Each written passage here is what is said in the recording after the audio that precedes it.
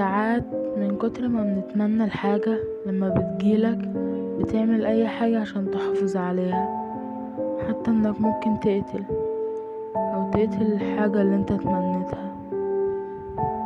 وده كان سبب دمار حياتي انا ومراتي. هحكي لكم الحكاية من البداية واتمنى تسمعوا للاخر. انا اسمي ياسر، شغال في شركة تحت التنقيب عن الاثار.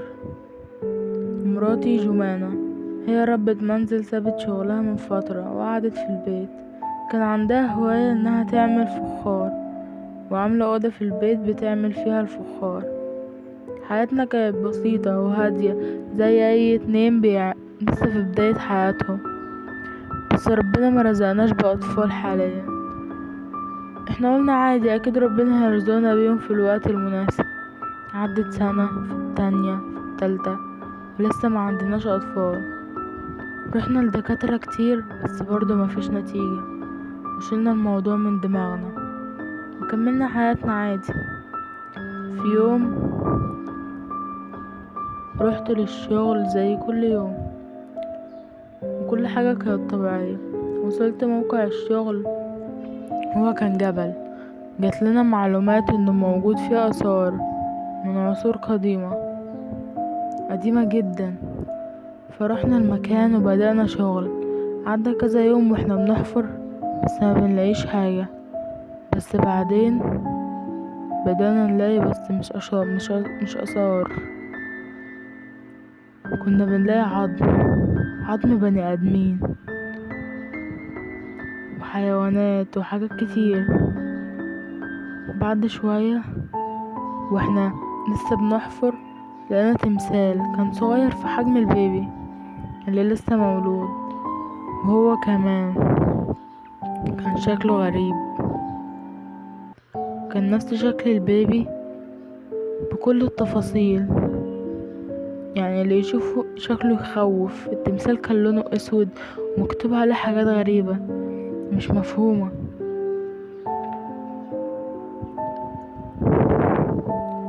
انا قررت اخد التمثال معايا للبيت عشان انضفه وافحصه قبل ما اسلمه للشركة، ودي كانت بداية اللعنة علينا.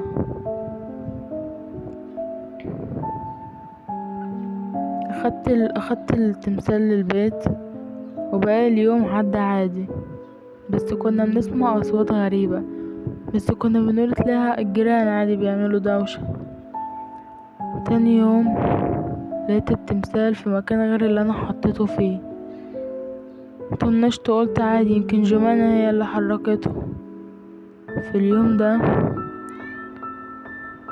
قلت هاخد اسبوع اجازة من الشغل عشان افضل التمثال. بدأت احس ان مراتي بتعمل حاجات غريبة، زي مثلا ان اشوفها باصة في مكان فاضي وبتضحك او بتكلم حد مكانش موجود. تفضل كده طول اليوم، وبالليل بلاقيها قامت مرة واحدة وراحت اوضة الفخار بتاعتها. قلت لنفسي تلاقيها بتعمل فخار بالليل عشان الجو يبقى هادي ومفيش دوشة. بس في يوم قمت وراها عشان اشوفها، لقيتها بتعمل فخار بحاجة لونها احمر، والتمثال كان جنبها. سألتها ايه الاحمر ده؟ قالت لي ده جنب بنتنا. انت مش عارفها ولا ايه؟ جنبي اهي.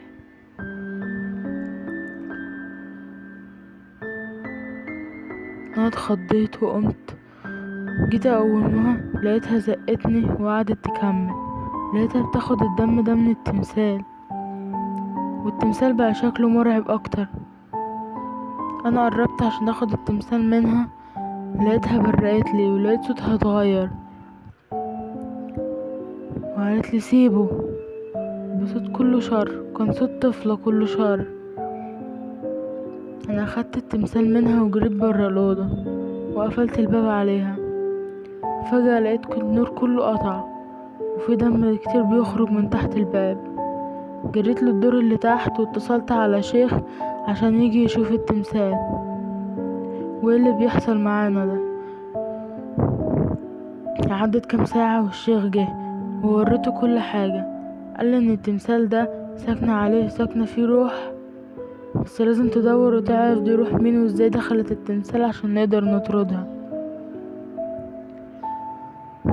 رحنا بيت الشيخ وجاب لنا كتب كتير وقعدنا ندور فيها على التمثال. بعد كذا كتاب لقينا صورة للتمثال والقصة بتاعته. القصة كانت بتقول ان كان في روح بنت ساكنة التمثال ده، لان اهل القرية بتاعتها كانوا عبارة عن قبائل من النوع اللي هما بيقدسوا الولاد، وهي قعدوا يعذبوها عشان مكانوش عايزينها اصلا، وقعدوا يعذبوها على اي غلطة بتعملها. فهم قتلوا البنت وهما بيعذبوها وهي سكنت التمثال ده. راحوا دفنوها هي والتمثال في الجبل، والعظم اللي لقيناه في الجبل كان ليها. بعد ما عرفت كل ده اخدت الشيخ ورحنا للبيت.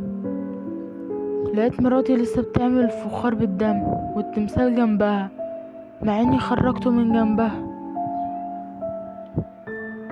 كنت قافل الأوضة، لقيت الأوضة مفتوحة والتمثال جنبها وقاعدة بتعمل فيه ولسه بتعمل بالدم برضه، وعمالة بتغني أغنية أطفال. أنا قلت للشيخ هو ده التمثال. قعدت مع مراتي عشان ألهيها عبال ما الشيخ ياخد التمثال، وخرجنا برا الأوضة وقفلنا الباب على مراتي، وهي قعدت تصوت وتزعق وتخبط على الباب جامد لدرجة انه كان هيتكسر. رحت انا والشيخ عشان نطرد الروح من التمثال. الشيخ طرد الروح من التمثال بالقرآن زي الشيوخ اللي بيطردوا اي روح كده. كل حاجة خلصت ورجعت البيت، لقيت مراتي رجعت زي ما هي.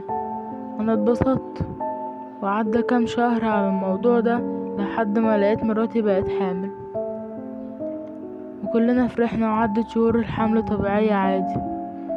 مراتي جابت بنت من كام يوم، بقى عندها 5 سنين. وفي يوم وهي بتلعب سمعتها بتكلم حد وبتبص في مكان فاضي. سألتها انت بتكلمي مين؟ لقيتها بتقول صاحبتي يا بابا، انت مش شايفها ولا ايه؟